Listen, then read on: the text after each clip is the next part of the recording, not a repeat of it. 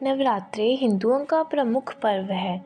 नवरात्रे संस्कृत शब्द है जिसका अर्थ होता है 9 रातें और इन 9 रातों और 10 दिनों के दौरान शक्ति देवी के 9 रूपों की पूजा की जाती है।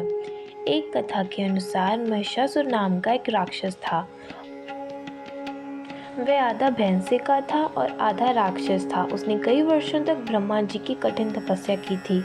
ब्रह्मा जी ने खुश होकर उससे पूछा कि मांगो, क्या वरदान मांगते हो।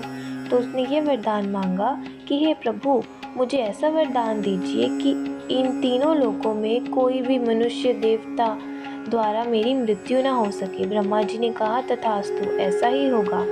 तो महिषासुर बहुत ही घमंडी अत्याचारी हो गया। उसने देवताओं पर पराक्रम करना शुरू कर दिया। देवताओं को हराकर उसने उनके क्षेत्र पर कब्जा कर लिया। सभी देवता ब्रह्मा जी, विष्णु जी और शंकर जी की शरण में गए।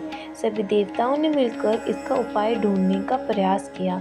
श्री ब्रह्मा, विष्णु और महेश ने तेज प्रकाश से के पुंज से एक सुंदर देवी का निर्माण किया। इसी देवी को सारी दुनिया में आज शक्ति के नाम से जाना जाता है।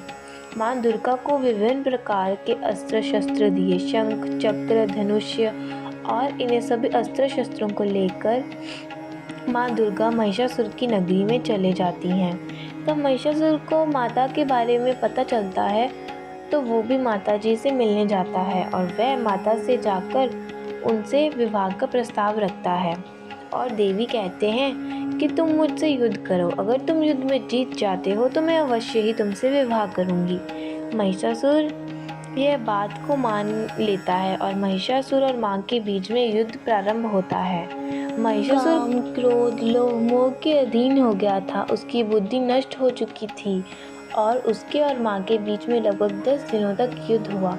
माँ दुर्गा स्वयं आदिशक्ति का ही अवतार थी। उन्होंने महिषासुर के हर अस्त्र का प्रभार को नाकाम कर दिया और 10वें दिन माँ दुर्गा ने महिषासुर का वध कर दिया और बाकी देवताओं की रक्षा की।